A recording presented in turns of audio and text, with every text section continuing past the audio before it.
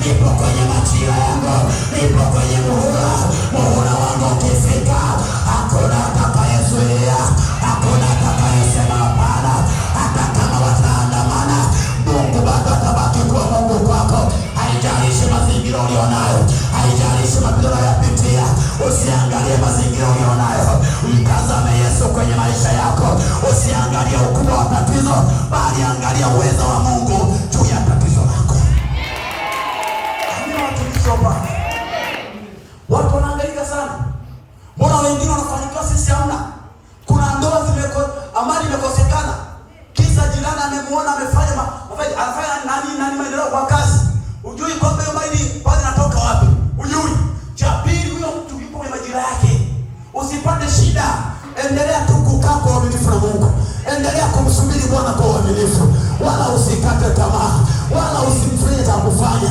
Wewe baki kwenye kumtegemea Mungu, acha baki kwenye kumtafuta Bwana, wala usikate tamaa.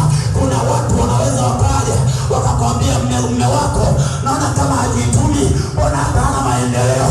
Anaweza kukwambia kwamba mke wako uliyemuoa ameiba nyota yako na ndio maana ufanikiwe.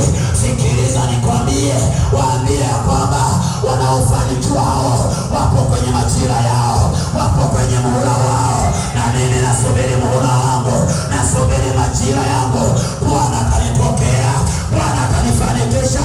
Naongea na mtu mmoja hapa leo, naongea na mtu mmoja ambaye anapitia kwenye kipindi kama hiki.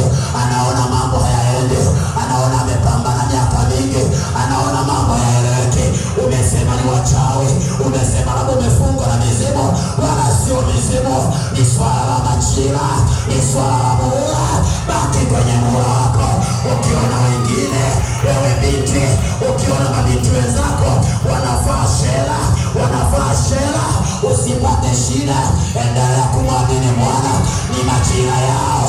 Majira yako bado, mwambie Bwana, majira yangu yakifika, hakuna atakayesema hapana, maana wako kwenye majira yao. Hakuna haja ya kumchukia, hakuna haja ya kumwonea wivu. Baki kwenye majira yako, mwambie Bwana, yakifika majira yangu, ukifika muhula wangu, Bwana atanitendea, Bwana atanitendea, Bwana atanitendea. Bwana Yesu asifiwe sana. Sara akapata mtoto, uzeeni